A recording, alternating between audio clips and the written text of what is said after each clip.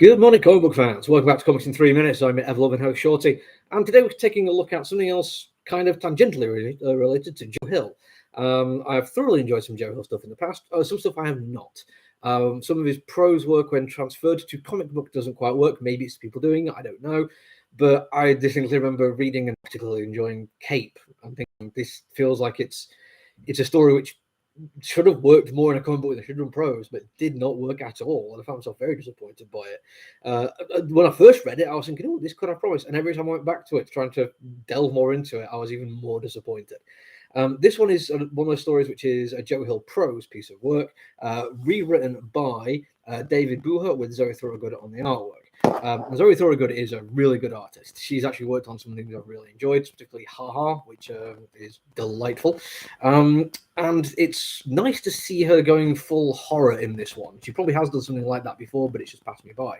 But her delicacy of line, even when it's bold on the outside, and be able to turn that into something which is quite frankly ludicrously disgusting and actually harrowing in terms of the horror it's presenting, is just a sign of an incredibly talented artist. I could show you an awful lot that they've done in this book to take you from one thing to another, from the beauty and the delicacy to the astoundingly dramatic. But I'm not going to do that because some of it is just a bit much. And I love this kind of thing. I really do. It's not quite to Red Room kind of standards, but it's definitely got some the shades of that. So I'm going to show you the moment where it's about to flick from one to the other.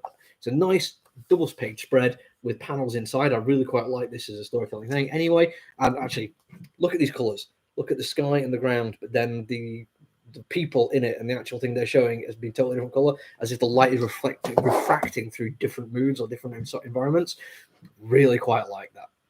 What you're getting there is effectively what would have been or what had been a delightfully glorious sunny day, but it's now starting to rain, and it's raining what appear to be some kind of crystalline nails which are coming down and impaling people and killing them.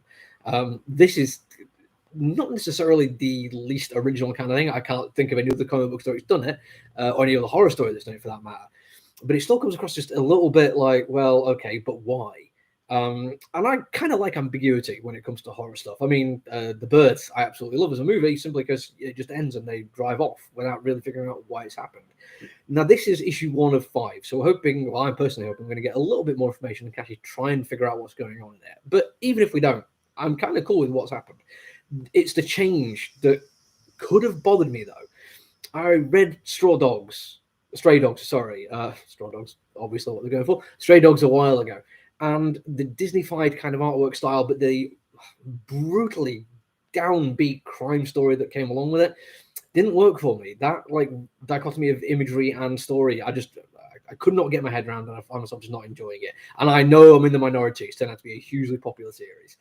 This one, it's Zoe Thorogood's artwork is so delicate at times and so beautiful and so understated. Even when it has the external bold lines to it, the detail she puts into every raised eyebrow and every breeze of hair, it breathes through hair. It's brilliant and it's glorious. That change to this sudden horrifying nature of the brutal kind of, I want to say violence, but it's not really violence done by anyone. It's a violence that just happens. It's terrifying, and weirdly it works. If you'd have asked me this a couple of weeks ago, I'd have said, God, that sounds like it'd be terrible. That sounds like it'd be absolutely jarring and uncomfortable. But it really does work like this. Now, I've never read Joe Hill's original story on this one, so I cannot comment on exactly how many things have been changed. There's a little bit of back matter that explains that some stuff has been expanded, some stuff has been concentrated, because he's turning it from one medium to another. But I will say, if I didn't know this was based on a Joe Hill thing, I'd say this was written by a very good comic book writer. And again, get the guy's name, David Buha, has done an excellent job. Just as a comic book on its own, it works. It's really enjoyable. The timings on it are done very, very well. It all takes place in a very short period of time. Literally from the start to the end, it's somebody basically waiting for their girlfriend to move in with them. And it starts with them being like, oh, yeah, they're on their way. And then they arrive. And then this happens. And that's it. There's literally no other extraneous things going on. We don't have any particular flashbacks. So we have some box out narration thinking about what's happened, which does reference some stuff that's happened in the past. But we're talking only a few sentences here and there. It is so tightly done that I absolutely love it. Brilliant writing, brilliant artwork. The only thing that's kind of put me off picking it up and put it on my pull list is I want to read the entire thing. I'm not entirely sure the heartbreaking end to it is going to maintain throughout 5 months. So I think rather than try that, I'm going to basically leave it now to one side.